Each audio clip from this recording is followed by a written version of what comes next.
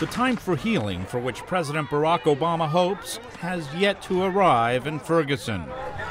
Interrupting a vacation, the president returned to the White House Monday and met with Attorney General Eric Holder, the man spearheading the administration's efforts to independently investigate the shooting of a young unarmed black man by a white police officer.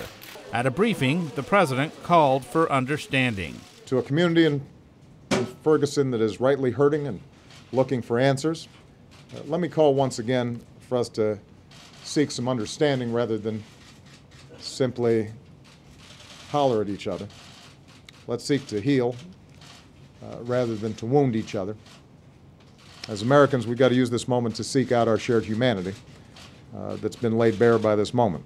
In a bid to find the truth, the family of the 18-year-old victim requested a preliminary autopsy. He was shot at least 6 times. And another autopsy by a federal medical examiner has been ordered by Attorney General Holder as part of an administration effort to shed light on the truth and restore calm.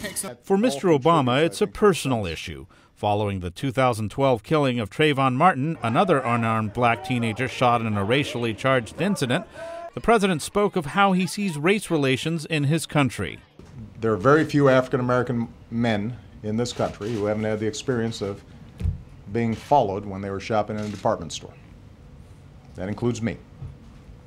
There are very few African-American men who haven't had the experience of walking across the street and hearing the locks click on the doors of cars. That happens to me, at least before I was a senator. With infant mortality and incarceration rates higher and income and education levels lower than non-blacks, Professor Greg Carr, head of Afro-American Studies at Howard University, says there hasn't been any real fundamental change in race relations in the U.S. Regardless of the color of the occupant of the Oval Office.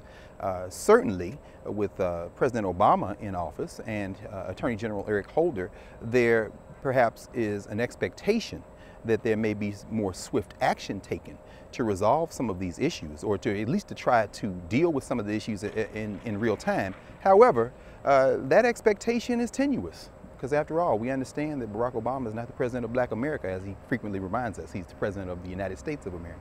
President Obama announced he's sending the Attorney General to Ferguson to meet with investigators who are carrying out the independent federal probe that's underway. The president says he hopes the truth will be eventually what brings peace to Ferguson. Thank you very much, everybody. And allows the country to move beyond this bout of racial tensions. Luis Ramirez, VOA News, at the White House.